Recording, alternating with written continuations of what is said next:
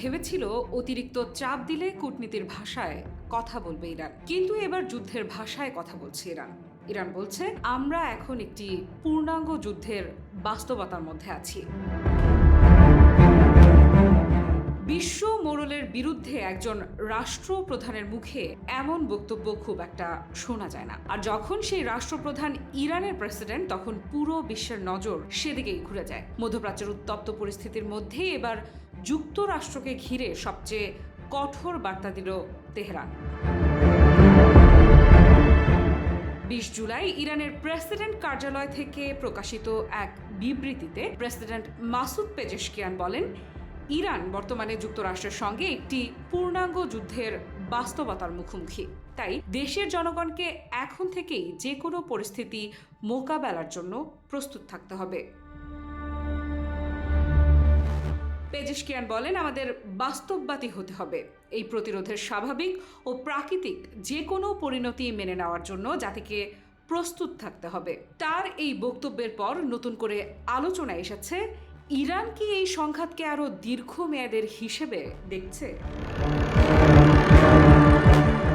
গত কয়েক মাসে পাল্টাপাল্টি হুঁশিয়ারি, সামরিক প্রস্তুতি, নিষেধাজ্ঞা এবং আঞ্চলিক সংঘাত সব মিলে ইরান ও যুক্তরাষ্ট্রের মধ্যে অবিশ্বাস আরো গভীর হয়েছে। তেহরানের বক্তব্যে একটি বিষয় স্পষ্ট, ইরান বলছে তারা যুক্তরাষ্ট্রের চাপ, হুমকি কিংবা নিষেধাজ্ঞার কাছে নতি স্বীকার করবে না, বরং নিজেদের অবস্থান ধরে রেখে প্রতিরোধ চালিয়ে যাবে। এই বার্তাই দেশবাসীর কাছেও পৌঁছে দিতে চাইছে ইরানের সরকার।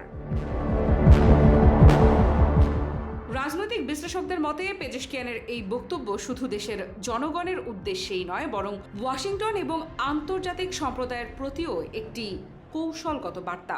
এর মাধ্যমে ইরান বোঝাতে চাইছে তারা দীর্ঘমেয়াদী চাপ মোকাবেলার প্রস্তুতি নিয়েই এগোচ্ছে।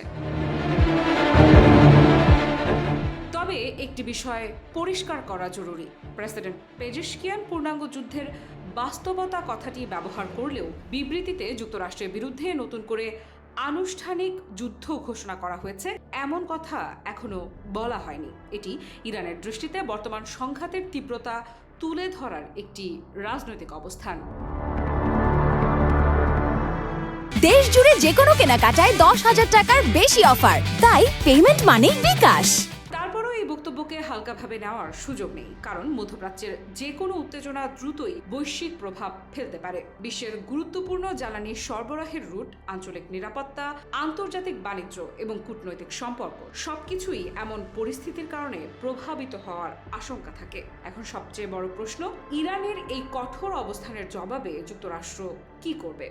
উত্তেজনা কি আরো বাড়তে চলেছে? আফ্রিদা ইফরা, নিউজ 24।